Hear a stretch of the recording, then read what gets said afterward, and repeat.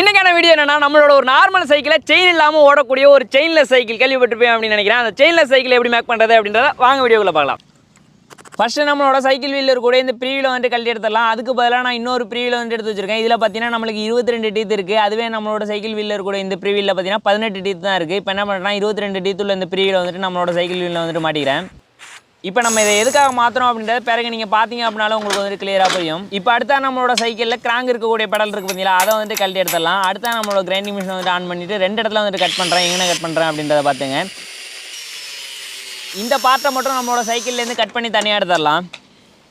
அடுத்ததாக சைக்கிளோட back வீலுக்கான hub இருக்கும் பார்த்தீங்களா, அது வந்துட்டு ஒன்று வாங்கி வச்சிருக்கேன். அதில் மேலே இருக்கக்கூடிய நட்டு, லாக் நட்டு, உள்ளே இருக்கக்கூடிய இந்த கோணு, இது எல்லாத்தையும் வந்துட்டு தனியாக வந்துட்டு ஃபஸ்ட்டு கழட்டி எடுத்துடலாம். அடுத்த அந்த ஆக்சல் போல்ட் இருக்குல்லையா, அதையும் வந்துட்டு வெளியில் எடுத்துட்டு உள்ளே இருக்கக்கூடிய பால்ட்ரஸ் எல்லாத்தையும் வந்துட்டு வெளியில் எடுத்துடலாம். இப்போ இந்த ஹப்பில் நம்ம ப்ரீவில் கனெக்ட் பண்ணுற இடம் இருக்கும் பார்த்தீங்களா, அதுக்கு பக்கத்தில் வந்துட்டு கட் பண்ணி எடுத்துக்கிறேன். அதே போல் இன்னொரு பீஸ் இருக்குது பார்த்தீங்களா, அதுலேயும் வந்துட்டு சென்டரில் இருக்கக்கூடிய பைப் வந்துட்டு நம்மளுக்கு தேவையில்ல, அதையும் வந்துட்டு கட் பண்ணி எடுத்துறேன். இப்போ நம்ம சைக்கிள்லேருந்து கழட்டி எடுத்து இந்த 18 டீத்துள்ள இந்த ப்ரீவில் இருக்குல்ல, இதை வந்துட்டு நம்ம கட் பண்ணி எடுத்து இந்த பீஸில் வந்துட்டு கனெக்ட் பண்ணிக்கலாம். அடுத்ததாக நான் இன்னொரு ஸ்ப்ராக்கெட் வந்துட்டு எடுத்து வச்சிருக்கேன். இது எதில் உள்ளது அப்படின்னு கேட்டிங்கன்னா T50 பைக்கில் எல்லாம் இன்னொரு ஸ்ப்ராக்கெட் வரும் இல்லையா, அதான் எடுத்திருக்கேன். இதில் பார்த்தீங்கன்னா நம்மளுக்கு 13 டீத் இருக்குது. அடுத்தா நம்மளோட சைக்கிளில் ஆக்சல் போல்ட் வரும் இல்லையா, அது வந்துட்டு ஒரு 2 நம்பர் வாங்கியிருக்கேன். இது சைக்கிள் கம்பெனியில் கேட்டிங்க அப்படின்னாலே வந்துட்டு கிடைக்கும். இந்த ஆக்சல் போல்ட்டில் இருக்கக்கூடிய இந்த கோன் இருக்கு இல்லையா, இந்த கோன் வந்துட்டு இந்த இன்னர் ஸ்ப்ராக்கெட் உள்ளார வந்துட்டு போகணும், ஆனால் வந்துட்டு போக மாட்டேங்குது. அதனால் என்ன பண்ணுறேன்னா வெல்ட்ராடை வச்சு கொஞ்சமாக வந்துட்டு ஓட்டையை வந்துட்டு பெருசு பண்ணிக்கிறேன்.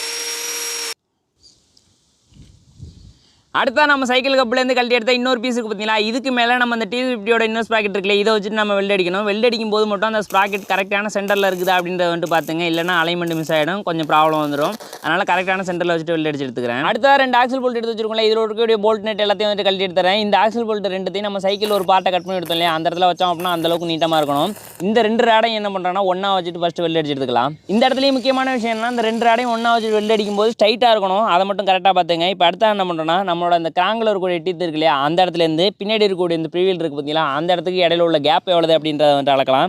கரெக்டாக பார்த்தீங்கன்னா நம்மளுக்கு ஒரு 31 சென்டிமீட்டர் வந்துட்டு கேப் வருது. இப்போ நம்ம கட் பண்ணி எடுத்த சைக்கிள் ஹப்பில் ஒன்றில் பார்த்தீங்கன்னா நம்மளோட சைக்கிள் உள்ள பிரிவிலே கனெக்ட் பண்ணியிருக்கோம். இன்னொன்றில் T50யோட இன்னர் ஸ்ப்ராக்கெட் வந்து கனெக்ட் பண்ணியிருக்கோம்ல, இது ரெண்டுத்தையும் வச்சுட்டு 2 டீத்துக்கும் இடையில வந்து பார்த்தீங்கன்னா 31 சென்டிமீட்டர் வர மாதிரி வந்துட்டு ஃபஸ்ட்டு வச்சுக்கிறேன். அடுத்தது இடையில உள்ள கேப் இருக்குது பார்த்தீங்கன்னா, அதை வந்துட்டு டேப் வந்துட்டு அளக்கிறேன். இப்போ இந்த 2 பார்ட்டுக்கும் இடையில பார்த்தீங்கன்னா 29 சென்டிமீட்டர் கேப் வருது. அதுக்கேற்ற மாதிரி ஒரு 3/4 இன்ச் பைப் வந்துட்டு எடுத்து வச்சிருக்கேன். இந்த பைப்பில் வந்துட்டு 29 சென்டிமீட்டர் வச்சுட்டு அதை வந்து கட் பண்ணிட்டு தரேன். அடுத்த T50யோட இன்னர் ஸ்ப்ராக்கெட் வச்சிருக்கோம் இல்லையா, அந்த கோனில் வந்து என்ன பண்ணுறேன்னா கிரீஸ் வந்துட்டு கொஞ்சமாக அப்ளை பண்ணிட்டு உள்ளார வந்துட்டு நம்மளுக்கு ஒரு 9 பால்ட்ரஸ் வைக்கிற மாதிரி இருக்கும். அந்த 9 பால்ட்ரஸையும் வந்துட்டு உள்ளார வந்துட்டு வச்சிடலாம்.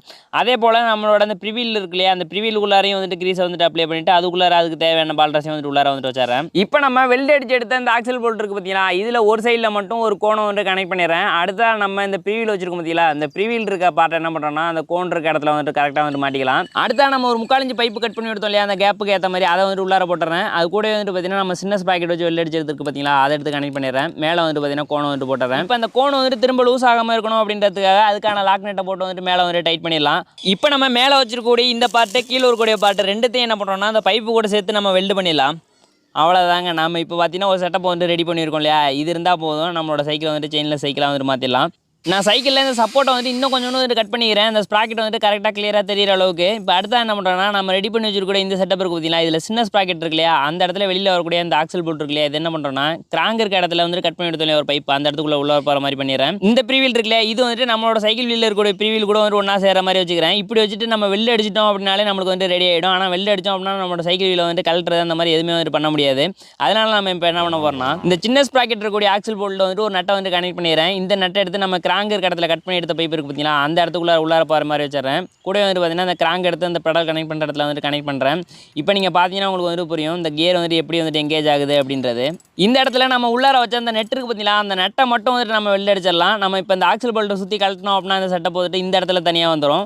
இப்போ அடுத்து என்ன பண்ணுறோன்னா இன்னொரு இரும்பு பிளேட் ஒன்று எடுத்து வச்சிருக்கேன். இந்த பிளேட்டை வந்துட்டு சின்னதாக வந்து ஒரு பீஸ் வந்துட்டு கட் பண்ணி எடுத்துக்கிறேன். இப்போ இந்த இரும்பு பிளேட்டை கேஸ் லைட்டை வச்சுட்டு கொஞ்சம் நேரத்துக்கு நல்லா ஹீட் பண்ணிடுறேன் வளையிற அளவுக்கு. இப்போ என்ன பண்ணுறேன்னா 2 கட்டிங் பிளேட் எடுத்துட்டு தேவையான மாதிரி வந்துட்டு நான் வளைச்சிக்கிறேன். எப்படி வளைச்சிருக்கேன் அப்படின்றத நான் இப்போ வைக்கும்போது உங்களுக்கு வந்துட்டு புரியும். இப்போ என்ன பண்ணுறோன்னா சைக்கிள்லேருந்து வரக்கூடிய ஆக்சல் போல்ட் இருக்கு இல்லையா, அதையும் நம்ம தனியாக ஒரு செட்டப் வச்சோம் இல்லையா, அதுலேருந்து வரக்கூடிய போல்ட்டையும் ரெண்டையும் ஒன்றா கனெக்ட் பண்ணுறதுக்கு ஏற்ற மாதிரி நான் அந்த பிளேட்டை வந்து ட்ரில் பண்ணி ஓட்ட போட்டுக்கிறேன். இப்போ அடுத்தா இன்னொரு வேலை இருக்குது. நம்ம சப்போர்ட்டை வந்துட்டு நிறையா வந்துட்டு கட் பண்ணி எடுத்துரும் இல்லையா, அதனால் இந்த இடத்துல வந்துட்டு ஸ்ட்ரென்த் ரொம்பவே வந்து கம்மியாக இருக்கும். அதனால் என்ன பண்ணுறேன்னா இன்னொரு பீஸ் எடுத்து மேலே இருக்கக்கூடிய சப்போர்ட்லேருந்து கீழே வச்சு என்ன பண்ணுறேன்னா வெல்ட் அடிச்சு எடுத்துக்கிறேன். அவ்வளோதாங்க. நம்ம இப்போ நம்மளோட சைக்கிளை வந்துட்டு செயினில் சைக்கிளாக வந்துட்டு மாற்ற வேண்டியது தான். நம்ம இப்போ ரெடி பண்ணி வச்சிருக்கிற செட்டப் இருக்கு இல்லையா, அதுக்கு வந்துட்டு நம்ம பெயிண்ட் பண்ணி எடுத்துக்கலாம். இப்போ அடுத்தா நம்ம பண்ண வேண்டியது என்னன்னா, அந்த சின்ன ஸ்ப்ராக்கெட் இருக்க இடத்துல இருக்கக்கூடிய ஆக்சல் போல்ட்டை நம்ம முன்னாடி வந்துட்டு ஒரு நட்டு உள்ளார வச்சு அடிச்சோம் இல்லையா, அந்த இடத்துல வச்சுட்டு திருவணும் அப்படின்னாலே உள்ளார வந்துட்டு ஏறிடும். அது கூட வந்துட்டு பார்த்தீங்கன்னா கிராங்கையும் எடுத்து வந்துட்டு கனெக்ட் பண்ணிடுறேன். ஏன்னா நம்மளுக்கு எவ்வளோ வந்துட்டு ஏற்றணும் அப்படின்றது அப்போ தான் புரியும். பின்னாடி வந்துட்டு திருவ வந்துட்டு பார்த்தீங்கன்னா முன்னாடி ஏறிட்டே இருக்குது. நீங்கள் பார்த்தீங்கன்னா புரியும். நான் கரெக்டாக பார்த்தீங்கன்னா அந்த கியர் வந்துட்டு எங்கேஜ் ஆகிற அளவுக்கு மட்டும் வந்துட்டு டைட் பண்ணிக்கிறேன். இப்போ அடுத்தா நம்ம ஒரு பீஸ் வந்துட்டு வளைச்சி எடுத்தோம் இல்லையா, அந்த பார்ட் என்ன பண்ணுறேன்னா அந்த ஆக்சல் போல்ட் வந்துட்டு உள்ளார வந்துட்டு கனெக்ட் பண்ணிடுறேன். அது கூட வந்துட்டு பார்த்தீங்கன்னா 2 வாஷரையும் வந்துட்டு வெளியில் வந்துட்டு போட்டுறேன். இப்போ என்ன பண்ணுறேன்னா இந்த வீல் எடுத்து நம்மளோட சைக்கிளில் மாட்டோம் இல்லையா, அந்த இடத்துல வந்துட்டு மாட்டிக்கலாம். மாட்டிட்டு இந்த பிளேட் அப்படியே மேல் பக்கமாக வந்துட்டு தூக்கிறேன். அப்படியே நம்ம செட்டப்லேருந்து வரக்கூடிய அந்த ஆக்சல் போல்ட் இருக்கு இல்லையா, அதை வந்துட்டு இந்த பிளேட்டில் இருக்கக்கூடிய ஓட்டக்குள்ளார வந்துட்டு போகிற மாதிரி பண்ணிடுறேன். அந்த ஆக்சல் போல்ட்லேயும் ஒரு நெட்டை வந்துட்டு போட்டுட்டு கூடவே நம்மளோட சைக்கிள்லேருந்து வரக்கூடிய ஆக்சல் போல்ட்லேயும் ஒரு நெட்டை போட்டு ரெண்டையும் வந்துட்டு நல்லா வந்துட்டு டைட் பண்ணிடுறேன். செயினில் சைக்கிளாக மாற்றுறதுக்காக ஒரு செட்டப் வந்துட்டு ரெடி பண்ணோம் இல்லையா, அந்த செட்டப் வந்துட்டு கரெக்டாக அந்த கியரில் வந்துட்டு எங்கேஜ் ஆகிற மாதிரி வச்சுட்டு அந்த ஆக்சல் போல்ட்டை வெளில அடிச்சிருந்தோம் அப்படின்னாலே வேலை வந்துட்டு அப்பயே முடிஞ்சிருக்கும். நம்ம இருந்தாலும் அந்த டயரை வந்துட்டு திருப்பி வந்துட்டு கழட்டணும், டீப் மாற்றணும், அந்த மாதிரி எந்த விஷயத்தையும் வந்துட்டு டயரை கழட்ட முடியாது. வெல்டெல்லாம் கட் பண்ணி எடுத்தால் தான் எடுக்க முடியும். அதனால தான் என்ன பண்ணியிருக்கோம்னா அந்த செட்டப் மட்டும் தனியாக வந்துட்டு கழட்டி எடுத்துக்கிற மாதிரி நம்ம வந்துட்டு ரெடி பண்ணியிருக்கோம். இப்போ இந்த 2 ஸ்ப்ராக்கெட் எங்கேஜ் ஆகிற இடம் இருக்கு இல்லையா, அந்த இடத்துல வந்துட்டு கொஞ்சம் லூப்ரிகேஷன் வந்துட்டு தேவைப்படும். அதுக்காக என்ன பண்ணுறேன்னா கொஞ்சம் வந்து கிரீஸை வந்துட்டு அப்ளை பண்ணி விட்டுறேன். அவ்வளோதாங்க. நம்மளுக்கு இப்போ செயினில் சைக்கிள் வந்துட்டு ரெடி ஆகிடுச்சு. எப்படி ஒர்க் பண்ணுது அப்படின்றத வந்துட்டு பாருங்கள். பெடலை வந்துட்டு சுற்றுறோம் இல்லையா, இப்போ கிராங்கில் இருக்கக்கூடிய பல்லு என்ன பண்ணணும்னா அந்த சின்ன ஸ்ப்ராக்கெட் இருக்கு இல்லையா, அதை வந்துட்டு சுற்ற வைக்கும். அந்த ஷாஃப்ட் ஃபுல்லாகவே வந்துட்டு சுற்றி நம்ம இந்த சைடில் ப்ரீவீல் போட்டிருக்கோம் இல்லையா, இதை வந்துட்டு சுற்ற வைக்கும். இந்த ப்ரீவீல் நம்ம சைக்கிள் வீல்லேருந்து வரக்கூடிய ப்ரீவீல் இருக்கு இல்லையா, அது கூட எங்கேஜ் ஆகிருக்கிறதுனால இந்த சைக்கிள் வீலை வந்துட்டு சுற்ற வைக்கும். சைக்கிளில் நம்ம பெடல் பண்ணோம் அப்படின்னா ஃபார்வர்டு போகும்போது நம்ம நல்லா அழுத்தி மிதிப்போம். பின்பக்கத்தில் பார்த்தீங்கன்னா நம்மளுக்கு ரிவர்ஸ் ஃப்ரீயாக இருக்கும் பார்த்தீங்களா, நம்ம ப்ரீவீல் வந்து சுற்றலாம். அதே போல் இதுலேயும் வந்துட்டு பார்த்தீங்கன்னா நம்ம ரிவர்ஸ்லாம் வந்து சுற்றிக்கலாம். ஃப்ரீயாக தான் இருக்கும். நம்மளுக்கு இந்த சைடில் வந்து ப்ரீவீல் போட்டிருக்கிறதுனால எந்த பிரச்சனையுமே வந்துட்டு கிடையாது. அது மட்டும் இல்லாமல் ஸ்லிப்பு அந்த மாதிரி இருக்கும் அப்படின்னு நினச்சேன். அதாவது வேகமாக மிதிக்கும் போது ஸ்லிப் ஆகும் அந்த மாதிரி எதுவும் நடக்கும்னு நினச்சேன். அந்த மாதிரி எதுவுமே கிடையாது. எவ்வளோ வேகமாக சுற்றினாலுமே சரி அந்தளவுக்கு நல்லாவே வந்து ஒர்க் பண்ணுது.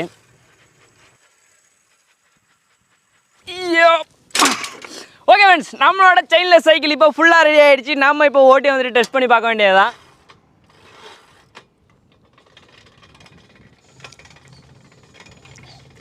ஒரு செயின்லெஸ் சைக்கிளோட ப்ரைஸை வந்துட்டு நம்ம ஆன்லைனில் தேடி பார்த்தோம் அப்படின்னா 18,000 20,000 அந்த மாதிரி வந்துட்டு போட்டிருக்காங்க. ஆனால் அதுலேயெல்லாம் வந்துட்டு பார்த்திங்கன்னா நம்மளுக்கு கியர் பாக்ஸ் மாதிரி வச்சு இந்த ஷாஃப்ட் போகிறதும் தெரியாது, எப்படி சுற்றுதுங்கிறதே தெரியாது. அந்தளவுக்கு வந்துட்டு பண்ணியிருப்பாங்க. நம்ம அந்த மாதிரி பண்ணல அப்படின்னாலும் நம்மளுக்கும் பார்த்திங்கன்னா இப்போ செயின் இல்லாமல் தான் ஓடிட்டு இருக்குது. பார்க்குறதுக்கு வந்துட்டு வேறு லெவலாக இருக்குது. எனக்கு ரொம்பவே பிடிச்சிருக்குங்க.